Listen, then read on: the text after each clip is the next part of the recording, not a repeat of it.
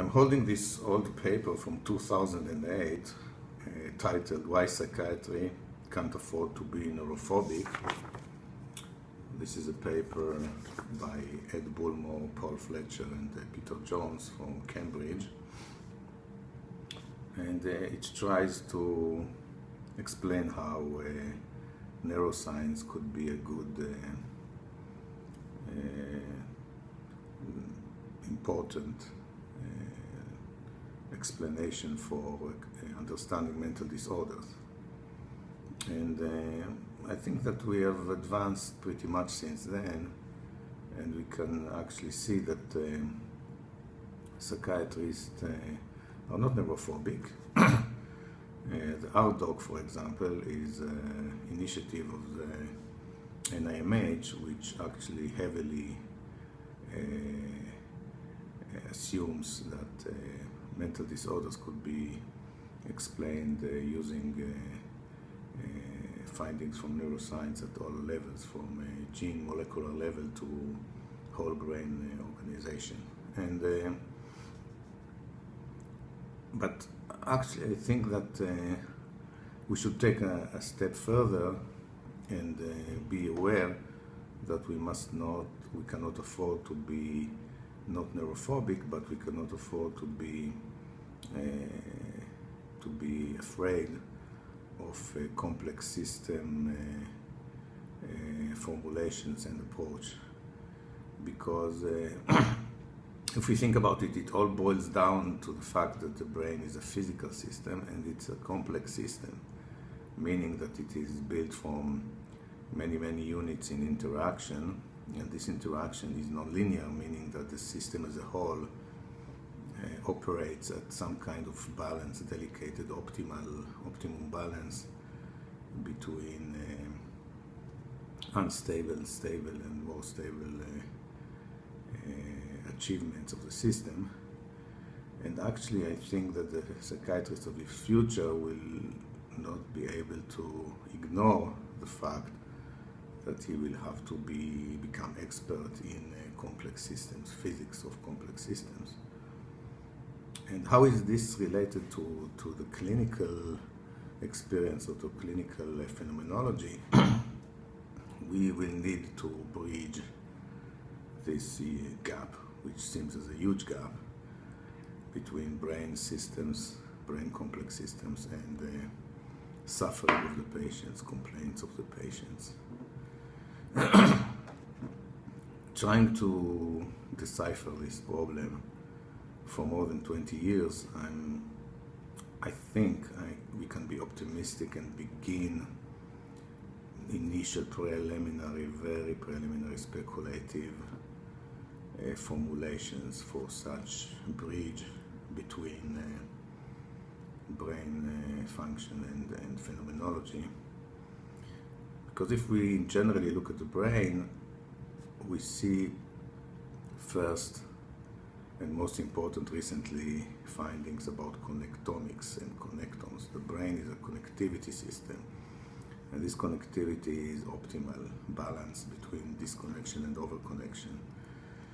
And this connectivity also generates hierarchy, and the hierarchy is built upon unimodal, multimodal, and transmodal organizations where we have these processors which interact and combine into higher level organizations. And small world network has recently been found in the brain, meaning that there are clusters of nearby connections which are numerous and less far away connections, and a structure of hubs which pretty much conforms with the idea of hierarchy, where the hubs are higher level hierarchy integrators.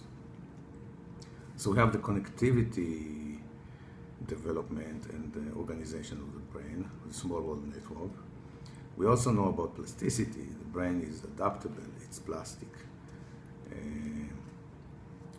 We know, for example, that SSRI increases the number of dendrites and spines, and the brain becomes more plastic. And this plasticity is related to antidepressant effect.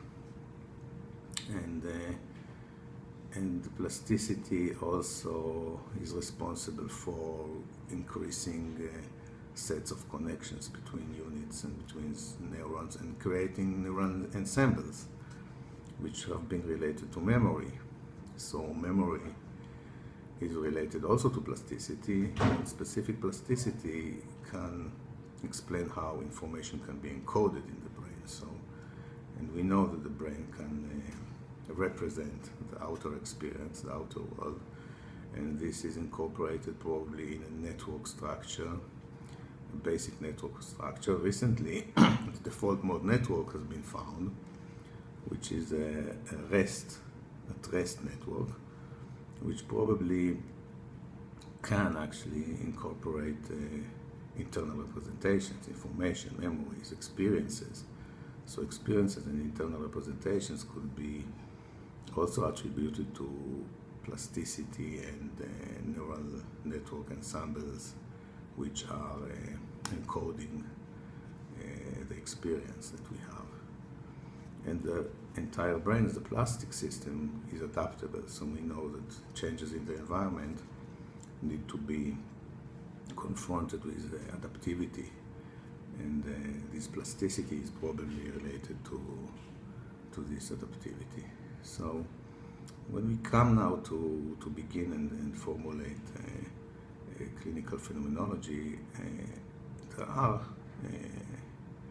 studies that show that in psychosis there is a breakdown of connectivity, the disconnection, famous disconnection syndrome.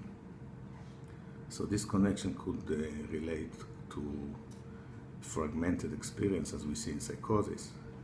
Overconnectivity, at least in models, constrains the brain, constricts the number of states the brain can assume, something that we see in negative symptoms schizophrenia. We see constriction, poverty of thought, poverty of cognition.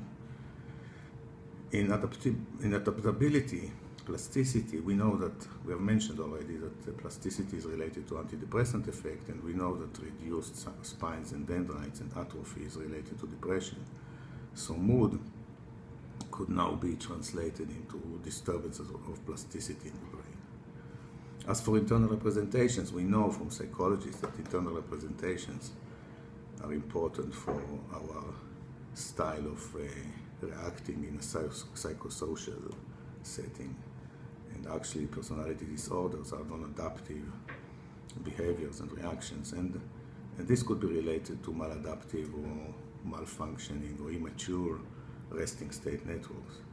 So as you can see, between connectivity, plasticity, and resting state networks, we can begin to formulate relative correlations with psychosis, schizophrenia for connectivity, mood and anxiety for plasticity, and personality disorders for resting state, basic network organization of the brain.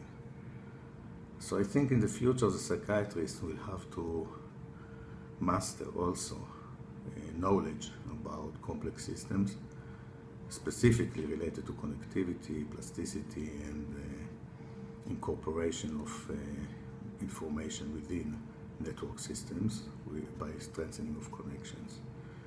And as such, I have already started to build a translation matrix, which translates actually what I just said, and you can find it on the web at neuroanalysis.org.il, which is a website dedicated for this preliminary, speculative, and theoretical formulation. But I truly believe that we are in a critical step now where there is a vicious cycle, in the sense that using descriptive phenomenology for psychiatry cannot be validated, because when you say depression and when you say anxiety, it's not related to the brain. So in order to be able to validate a system in the future, to find the etiology of mental disorders, we need to taxonomically change our approach and start calling mental disorders by their etiological name, brain-related formulation. And as such, there is a vicious cycle in the sense that if we don't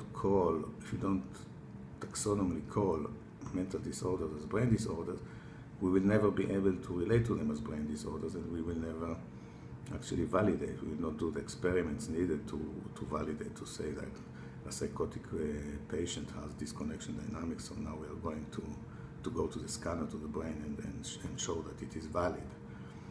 And on the other hand, correctly, criticism says that if we didn't prove it yet, then we cannot use it. So on one hand, we cannot use this terminology because we didn't prove it yet.